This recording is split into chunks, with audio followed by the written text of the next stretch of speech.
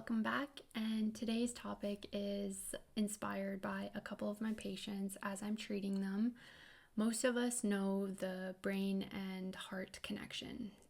When you're stressed out, it makes your heart race, emotions change your heart rate also, and scientists obviously now use the vagus nerve as proof that mental health is embodied within our physiology. But here's what almost no one talks about, and that is the heart and kidney connection. In Western medicine, this is known as the cardio-renal axis, and in traditional Chinese medicine, it's the foundational principle that explains why anxiety, depression, panic, and even burnout often feel like they live in our heart and in our bones. What? So, super excited to dive into this topic. We're going to explore this forgotten axis through the lens of Western physiology and TCM wisdom. And by the end, you'll understand why balancing the heart and kidney is essential for lasting mental health. First, we're going to talk about the heart and brain connection, something that we all recognize and it's widely accepted. So imagine now standing on stage, you're about to give a speech, your brain sends out signals, your blood is rushing in your body, your heart starts pounding and your chest kind of tightens. That is the heart and brain axis at work. The autonomic nervous system is activated, your sympathetic fight or flight is activated, and it's the vagus nerve through the parasympathetic that kind of relaxes your heart and your heart rate down. And it's the direct highway connecting emotional state to the heart rhythm. And mental health and cardiovascular disease, also, there's a few things that have been studied throughout and are well known and accepted. Anxiety increases heart disease, depression doubles the risk of cardiovascular events, and PTSD patients have altered heart rates and arrhythmias and just chances of heart disease. So yes, the heart and brain connection is real. It is studied, it is widely accepted, and it's only half of the story. And I'm super excited to talk about the rest of it. The silent partner of the heart is the heart and kidney axis. And we're going to look at this still through the lens of Western medicine first. The heart doesn't just talk to your brain. It whispers constantly with the kidneys. In Western physiology, heart pumps the blood throughout our body and our vessels, whereas the kidney filters that blood and excretes out toxins. The kidneys regulate your electrolytes, your fluid balance, and also monitor your blood pressure through the renin-angiotensin aldosterone system, the R.A.C. When the heart weakens, our kidneys suffer, and when the kidneys fail, the strain on our heart goes up a significant amount. The mental health link between the two, through again the Western medicine perspective, when patients are having chronic kidney disease, most patients that have that report brain fog, depression, irritability, and studies have also shown 40 to 50% of dialysis patients struggle with clinical depression. The hypertension patients, blood pressure dysregulation often produces symptoms that mimic anxiety with racing pulse, chest pressure, sleepless, restless nights. Think of, example-wise, a middle-aged man with high blood pressure, early kidney disease comes in for anxiety. His labs show elevated creatinine and his blood pressure spikes at nighttime only. Is it really just anxiety, or is there something bigger within the body that's imbalanced in play, like the cardio-renal axis overfiring and putting his mental health in this constant loop of stress that's currently happening? Now let's talk about the TCM lens, the most exciting part out of all of this, the heart and kidneys as fire and water. In traditional Chinese medicine, the heart and kidneys are like two teammates who have to stay in sync for everything to stay functioning and like a well-oiled machine, okay? So the heart, which houses your Shen, it's your spirit, it's your emotions, it's your mental clarity. It is also represented by the element of fire. Your kidneys hold your Jing, which is your foundation, your energy reserves, and sense of willpower. Your kidney is basically the reserve for all different organs' energy. If an organ, aside from the kidneys, runs low on energy, it borrows from the kidneys, okay? If kidneys already low, then you can imagine what effect it would have on all the other organs, because that is the initial reserve that other organs take from, okay? So your heart is your fire, full of warmth and movement. Your kidneys are water. They're cooling, grounding, and stabilizing. For your mental health to stay steady, fire and water have to work together in perfect harmony to create that balance, okay? So some of the disharmonies that can kind of happen when there isn't enough kidney cool, watery, yin, coolant energy, it can't cool the heart's fire. Water is too low. It feels like lying in bed, exhausted, but your heart won't stop racing. Your mind jumps from thought to thought. You wake up sweating at night. And even when you want rest, you can't fully get the rest that you're looking for. That's anxiety, panic, insomnia from your kidneys not being able to contain the heart fire. When there's not enough kidney when there's not enough kidney fuel, the fire energy, which is the yang energy, the heart doesn't have enough fire either. Like I was saying, if kidney's low on something, the other organs don't have enough because the reserves are already low, okay? So fire has no spark. It feels like you can't get out of bed in the morning. You're cold, you're sluggish, you're unmotivated to do things, almost like the light inside of you is dimmed down. You want to do things, but your body and your spirit feel absolutely apathetic and flat. That's depression and fatigue from your fire fading because the water is too cold. Another version would be when fear from the kidneys blocks joy from the heart. It feels like you're always waiting for the other shoe to drop. You're living in a state of constant fear and panic. When good things happen, fear and worry kind of creep in. You can't fully feel joy because the fear is sitting heavy in the background, just like waiting to pounce. And that's your kidneys overpowering your heart and keeping joy locked away. A real life story that I can put all of this perspective would be a woman who has nightly panic attacks, wakes up in night sweats, has nightmares, heart racing, feeling like something terrible is about to happen.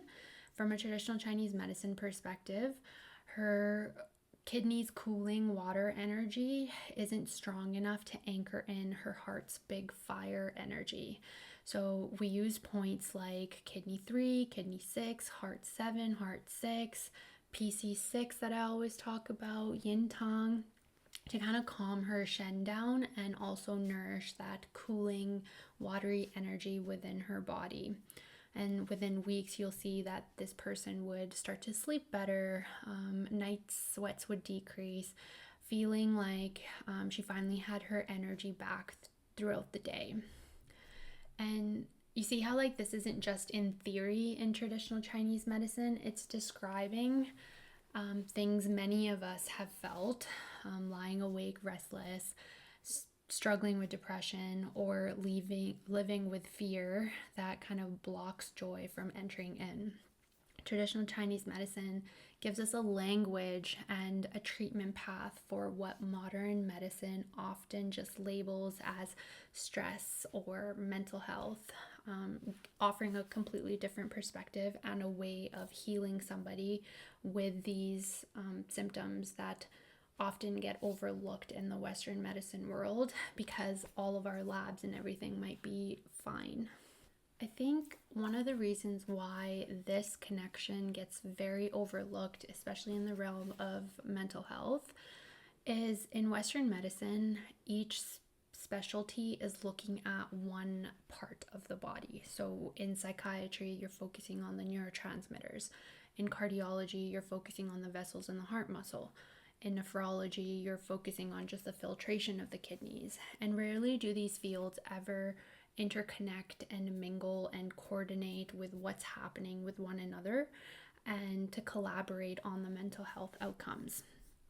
But in traditional Chinese medicine, integration is the rule and not the exception. Mental health isn't in this isolated brain issue. It's your Shen, it's your Jing, it's your Qi, it's your imbalance between yin and yang that's happening within the body. We can talk endlessly about the heart and brain connection, but the heart and kidney axis explains the paradox many people live with: a daily heart racing inside of a super drained body, panic with exhaustion, restless depression, fear and fatigue intertwined, and that's the hidden dialogue of the heart and kidneys. Now I want to kind of bridge the science and spirit part of traditional Chinese medicine. So Western parallels would be the R.A.C, the RAS system, cortisol dysregulation, electrolyte stimulus shifts that mirror TCM's fire and water disharmonies, stress, hypertension, renal strain, fatigue, and depression. And TCM kind of echoes this in the same realm with your the lubricating, coolant, water nourishing part of us.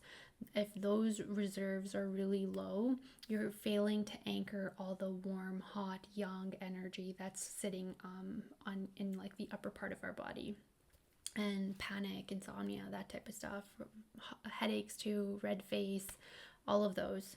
If the warming part of us is already low within us, the yang energy is going to fail to rise up, and that makes your whole body just a lot more cooler in general because you don't have enough warming energy left.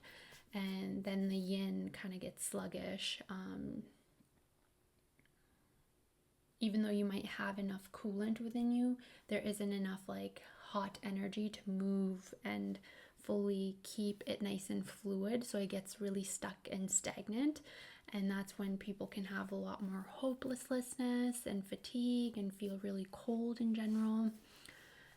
Practical integration of all of this kind of looks like, in Western medicine, what we would do is monitor your blood pressure, do kidney labs, make sure you're well hydrated. If you're drinking too much water, try and contain your water a little bit, not as much. So people that have like clear pee all the time, like you're not supposed to have clear pee all the time. You're overtaxing your kidneys a lot when you're doing this. It should be a light yellow color. If it's a dark yellow, you're not drinking enough water, so drink more water. If you're consistently having clear pee, like you're drinking way too much water. Yeah. Reducing your stress is another one.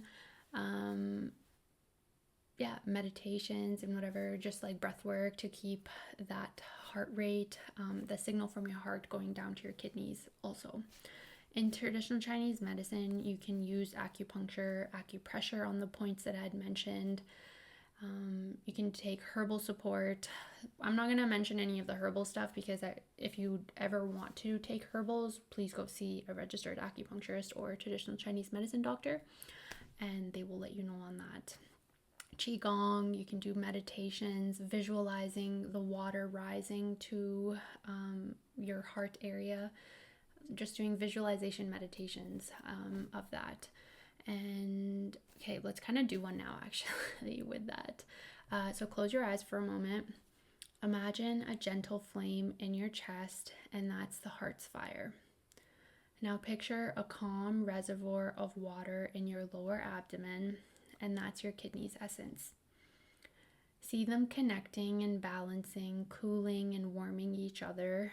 Sometimes you can even feel the energy moving if you're very heart heavy, you can feel the energy going down your spinal column and meeting to your lower abdomen, and or vice versa. Like if you need that energy going up to your heart, then you can feel that connection there too. That's the balance of the Shen and the Jing, and that's the harmony we're aiming for in mental health. Overall, here's the bigger picture. We've studied the heart and brain connection for decades, and the heart and kidney connection may be just as vital for understanding why mental health feels so physical. The panic that drains you, the fatigue that makes joy feel impossible and out of reach, the restlessness nights that when the heart blazes and the kidneys can't hold it down, you're having night sweats, you're getting warm in the evening time and or just can't sleep because you're too warm. This is a language where both modern and ancient wisdom kind of meet. When we nourish both of these systems, supporting the kidneys as the root, calming the heart as the flame, we unlock resilience, calm, and vitality. If this perspective resonated with you at all, please share your story in the comments. Have you ever felt anxious in your heart but exhausted in your body? I'd love to hear it. If you have any questions about this topic, please drop them down in the comments. And in Edmonton, I would love to treat you. The booking link is in the description below. So come and see me if you have any questions on this topic and or you feel you resonated with anything that I've spoken about today and would like to get a treatment. Booking link down below. And if you want more East meets West insights on mental health, healing, and integrative tools, hit subscribe. I post every Sunday to help you bridge science and soul. Bye for now.